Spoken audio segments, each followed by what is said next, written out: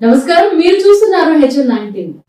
ఆత్మకూరు శాసనసభ్యులు మేకపాటి విక్రమ్ రెడ్డిపై రేణుకారెడ్డి అనే వ్యక్తి అసత్య ఆరోపణలు చేయడం సరికాదని వైసీపీ నాయకులు పిట్టు పట్టాభిరామిరెడ్డి పేర్కొన్నారు. ఈ సందర్భంగా సంగం ఎంపీపీ కార్యాలయంలో వైసీపీ నాయకులు పిట్టు పట్టాభిరామిరెడ్డి వైసీపీ నాయకులతో కలిసి మీడియా సమావేశం నిర్వహించారు. తమ ఎమ్మెల్యే మేకపాటి విక్రమ్ రెడ్డిపై రేణుకారెడ్డి అనే వ్యక్తి అసత్య ఆరోపణలు చేయడం సరికాదని మండిపడ్డారు. ఆత్మకూరు నియోజకవర్గ అభివృద్ధి కోసం ఎమ్మెల్యే మేకపాటి విక్రమ్ రెడ్డి పక్కా ప్రణాళికతో ఎంతో కృషి చేస్తున్నారని అన్నారు. సోమశిల ఉత్తర దక్షిణ కాలువ రైతాంగానికి మేకపాటి కుటుంబం ఎప్పుడూ అండగా ఉంటుందని అన్నారు. సోమశిల సోమేశ్వర స్వామి ఆలయ అభివృద్ధికి ఎమ్మెల్యే మేకపాటి విక్రమ్ రెడ్డి సొంత నిధులు 50 లక్షల రూపాయలు ఇచ్చారని గుర్తు చేశారు. ఇలాంటి తమ ఎమ్మెల్యేపై మరోసారి అసత్య ఆరోపణలు మానుకోకపోతే సరైన రీతిలో బుద్ధి చెప్తామని హెచ్చరించారు.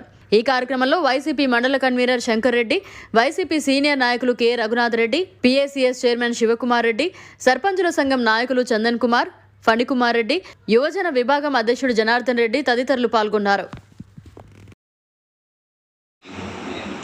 ఆత్మకూరు శాసనసభ్యులు మేకపాటి విక్రమ్ రెడ్డి గారు ఆత్మకూరు సంక్షేమానికి అభివృద్ధికి ఒక పక్కా ప్రణాళిక ప్రకారం ఆయన పడే ఆవేదన, ఆయన పడే తపన మేము దగ్గరగా ఉండి ఆయన అనుచరులుగా ప్రతినిత్యం చూస్తున్నాము. ఆత్మకూరు నియోజకవర్గం విక్రమ్ రెడ్డి గారు ఎన్నికైన తర్వాత 1.5 సంవత్సర కాలంలో చాలా తక్కువ సమయంలో ఆత్మకూరు నియోజకవర్గం అభివృద్ధి చేయలేదని మాట్లాడడం చాలా బాధాకరంగా ఉంది.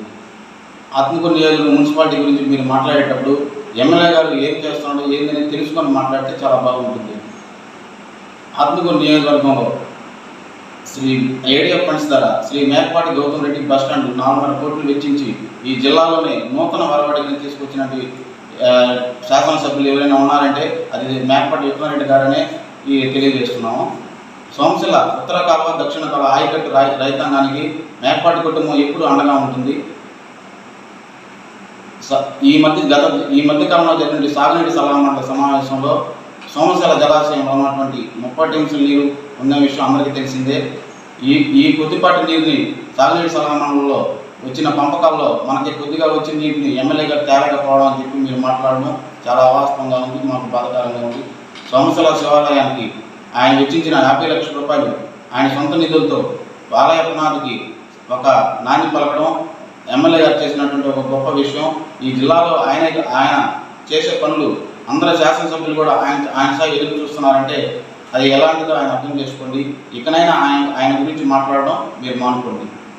మరిన్ని అప్డేట్స్ కోసం మన HN9 TV ఛానల్ని సబ్స్క్రైబ్ చేసుకోండి.